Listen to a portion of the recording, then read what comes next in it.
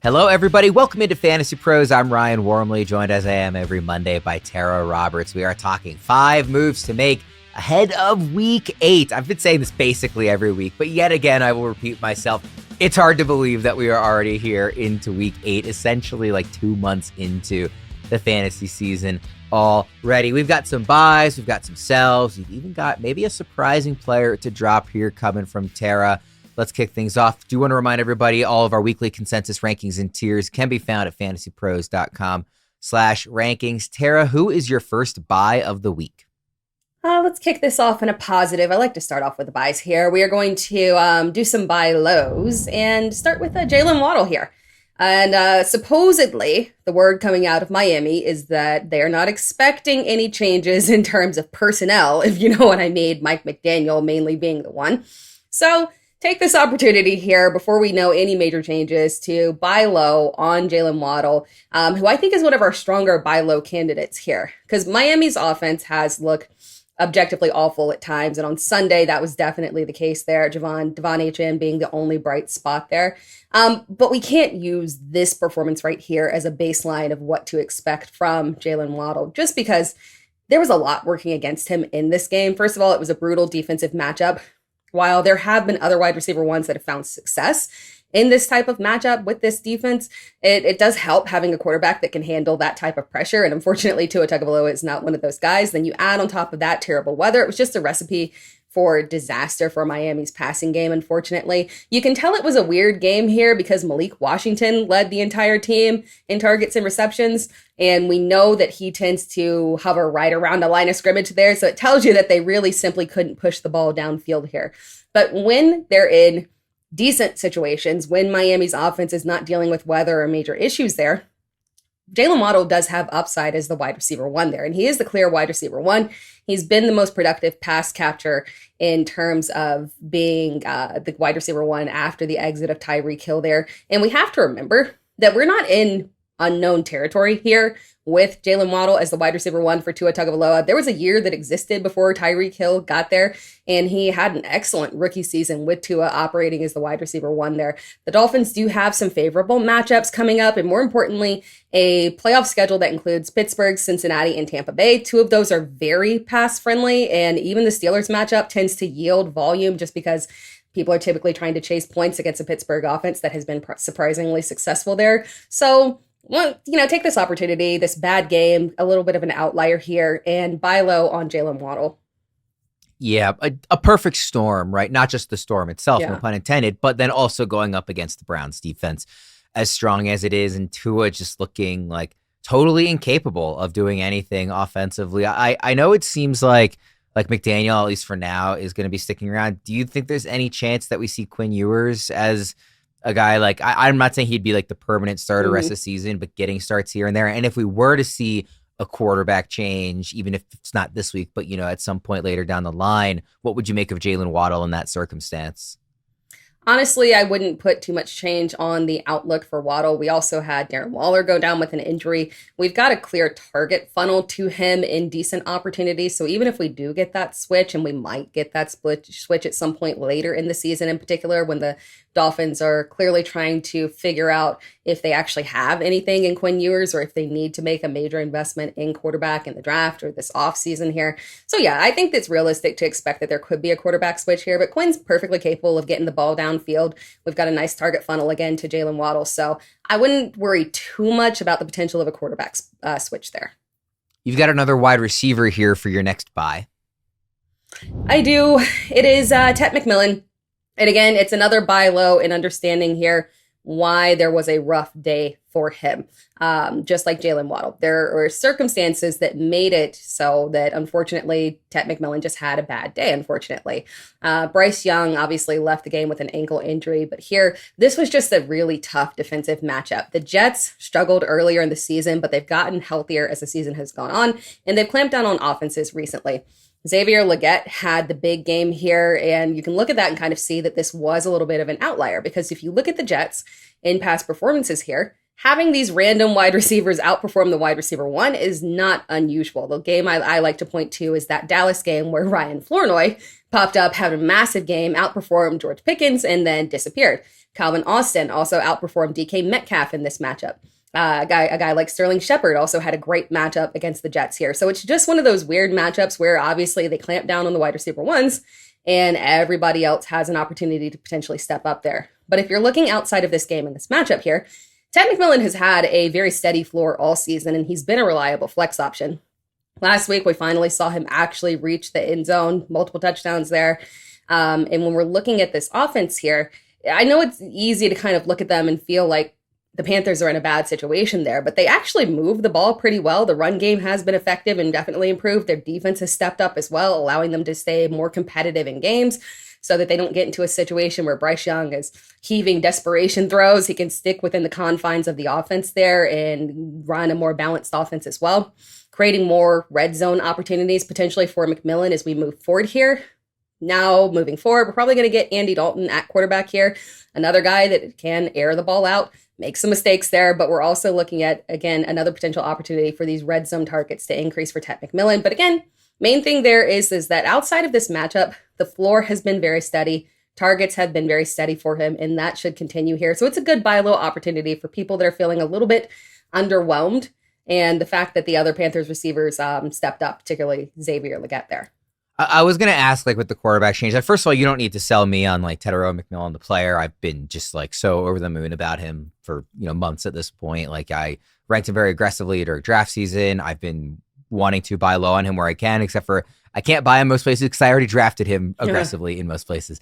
What do you make of the quarterback change? Like, is it an improvement, or are you going to temper expectations for however long Andy Dalton is playing quarterback? I don't mind it because, as we've seen with Andy Dalton before, he will push aggressive volumes. Now, sometimes that can create a bunch of turnovers and things can go sideways. And Bryce Young, for his credit, has done a better job at kind of clamping down on the turnovers overall there in general. But we should see pace uptick a little bit here, airing the ball out a little bit more. Maybe Andy Dalton has a tendency to be a little bit more aggressive there, so we can take advantage of the contested catch ability that Ted McMillan has there. So it might not be a bad match. It could actually, from a contested catch perspective, be a better match for him, since Dalton can be a little bit more aggressive. If you want a chance to win the crown jewel of any fantasy football league, the Perpetual Fantasy Football Trophy, courtesy of our good friends at Trophy Smack, the #1 destination for epic fantasy football hardware, then this is your shot. This gorgeous black trophy comes with a perpetual base, so you can engrave your league champion year after year. It's not just a prize, it's a legacy piece. To enter, all you need to do is subscribe to the Fantasy Pros YouTube channel right now and drop a comment below on any of our videos. That is it. We will be announcing a winner right here on the channel, so be sure to turn on notifications so you don't miss your chance to claim your prize. All right, Tara, let's get into our sells. Who do you have for us? We're going to sell a guy that we talked about last week as a drop candidate. That might seem counterintuitive, but go with me on this. Y'all didn't really drop him, so now we're going to potentially sell him here. It is Jakobi Meyers. And I understand if you held on to him because unlike our drop candidate, we'll talk about in a little bit here, we've at least seen ample evidence that Jakobi Meyers actually offers upside. Like, we know what he is. We know what he can be. So, yeah, that can be absolutely tough to let go and make you less inclined to drop him. Do I still think he's worthy of a drop? Probably, but you still have an opportunity here to potentially open up a little sell window for him because rumors are floating around that Jakobi Meyers is on the trade block. And obviously, there are a lot of rumors, right, that go around. But this one seems more credible because we know that Jakobi Meyers actually asked for a trade in the offseason, so that just kind of falls in line with what he had been requesting. We know he was frustrated with his contract.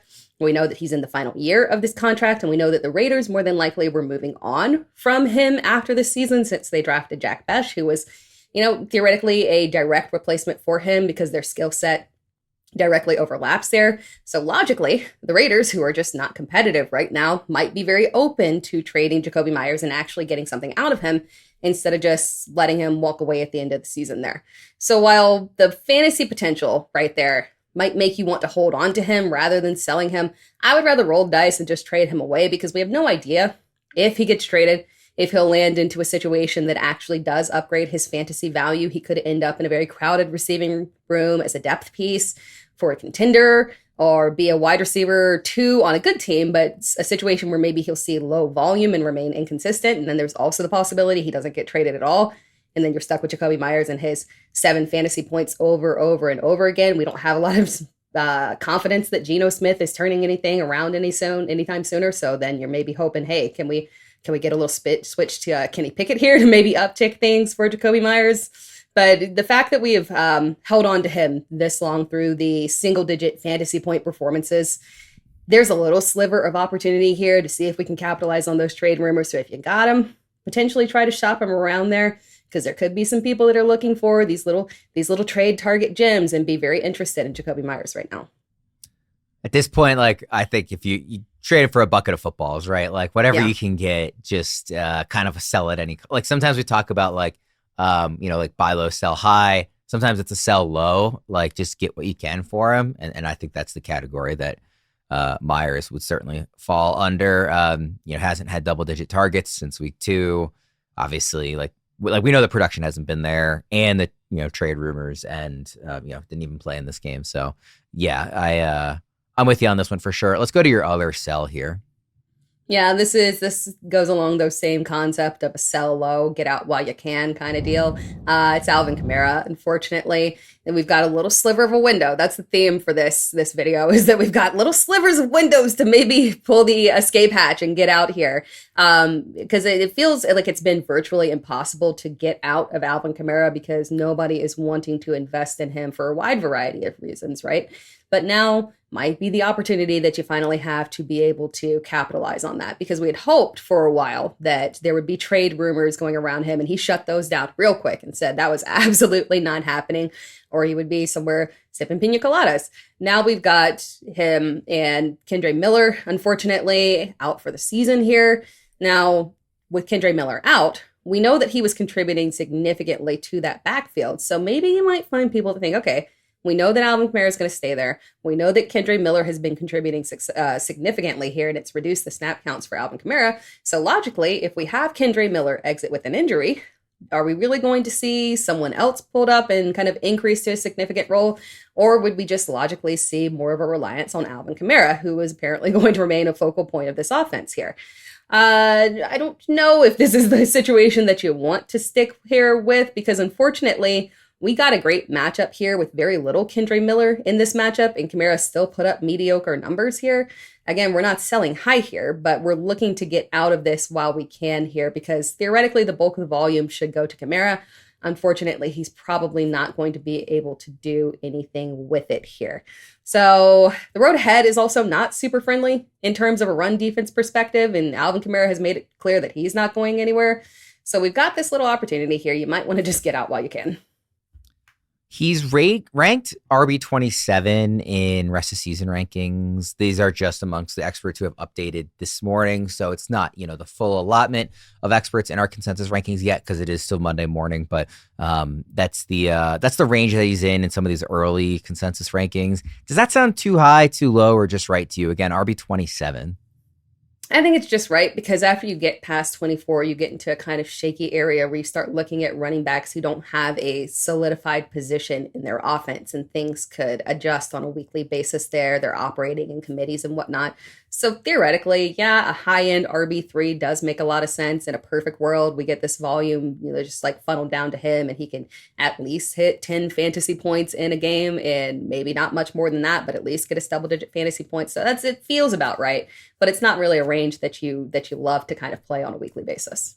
Let me ask you this. Would you trade him for Omarion Hampton, knowing that you're not going to have Hampton for a few weeks, but that the injury isn't supposed to be season ending, so at some point you'll be getting him back? Does that feel like it? Because they're very close in the consensus rankings. I would, especially if you have a winning record now, your team is tracking good. Omarion Hampton is a good example of someone to trade for that you can't use now, but you're not going to be using Alvin Kamara now, because if you're in a good position, you're not rolling him out in your starting lineup. You've already moved on, your roster's better, you've adjusted. So yeah, you're trading somebody who you ideally don't want in your lineup for somebody who's not going to be in your lineup but has much higher upside in the future. We've got a special offer for everyone. Unlock a month of Betting Pros Premium for free. Download the Betting Pros app today. Use promo code FP1months. That's the number one, not spelled out. Get access to tools like the Same Game Parlay tool, the Prop Bet Analyzer, and the Prize Picks Prop Bet Cheat Sheet. Don't miss out. Try it free for 1 month now. Available on iOS and Android. Again, that promo code is FP, the number 1 month. Let's go to your drop, Tera. And this is a name that isn't surprising when you strictly look at production, but it is surprising when you think about the hype coming into the season, where this player was drafted, what we thought the role might look like, what the other back in the backfield that we thought was going to look like. All that stuff makes it surprising. Why are you dropping TreVeyon Henderson?